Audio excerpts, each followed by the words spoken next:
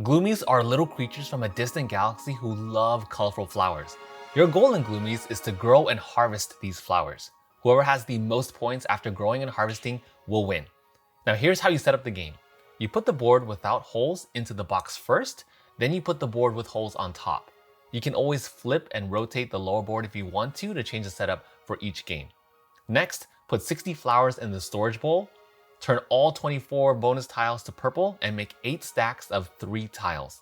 Put these stacks with the purple side facing up on the purple edge of the board. The turquoise side on the opposite end is going to be empty. Shuffle and stack the 16 order cards face down and place 3 of them face up. Shuffle the 60 flower cards and stack these face down, flipping 3 of them face up too. You'll then take 1 game aid each and place it in front of you with the purple side facing up. You can follow this chart to see how many flower cards and little helpers that each player is going to get. The first player is going to be whoever most recently gave flowers. You can keep flower cards in your hand with little helpers next to your player aid on the table.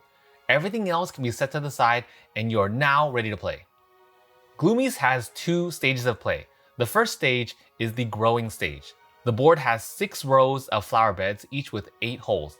All you do first is pick 1 row where you want to grow flowers.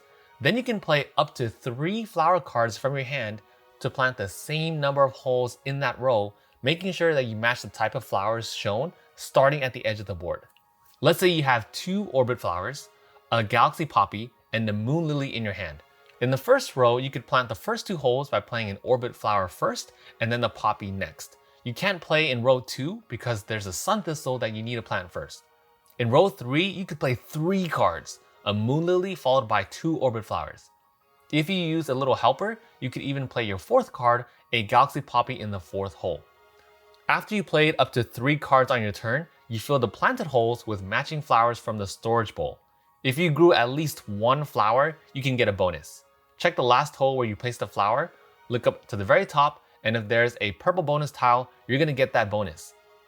The Stardust lets you take 1 Stardust from the pile, and Stardust also gives you points at the end of the game. These right here are helper bonuses that let you take little helpers, and you can even use them on the same turn.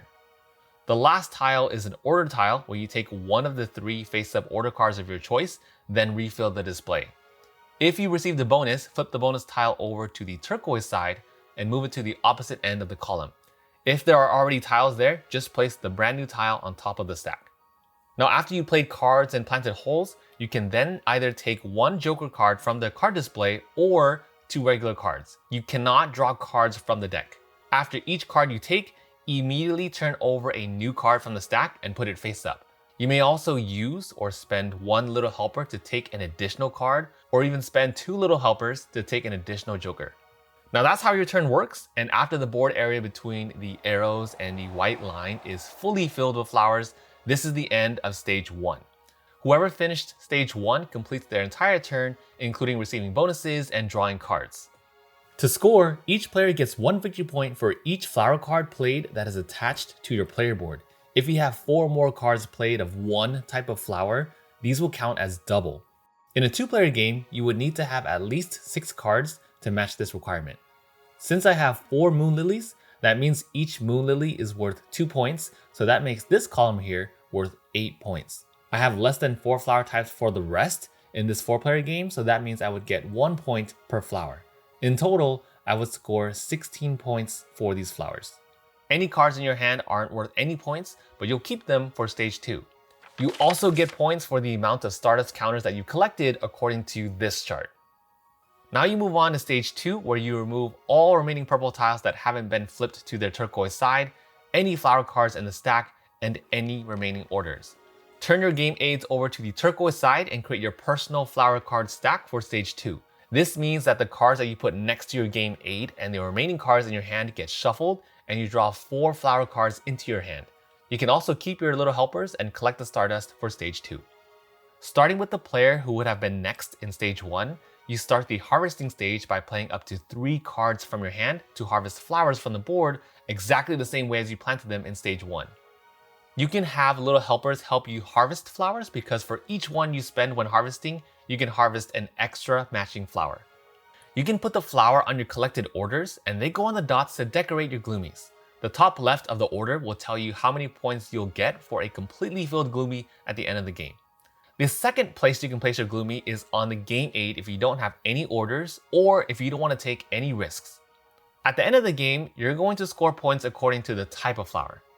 Once you place flowers on your collected orders or on your player aid, you can no longer move them. Now, just like in stage 1, wherever you harvested the last flower, you get the bonus listed, but this time on the turquoise bonus tile. Stardust gives you 1 Stardust from the pile.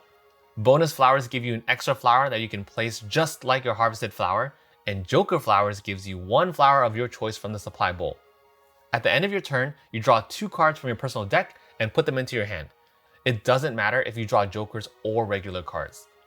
Once you run out of cards, you continue playing with the cards left over in your hand. Now for each little helper that you spend, you can draw 1 extra card. Once all flowers have been harvested in the area between the arrows and the white line, this right here signals the end of phase 2 and the start of the second scoring phase. Each player now gets victory points according to their game aid. You then get points equal to your fully supplied orders. There is no penalty for having an order that you did not start, but you do not get points for orders that are missing flowers.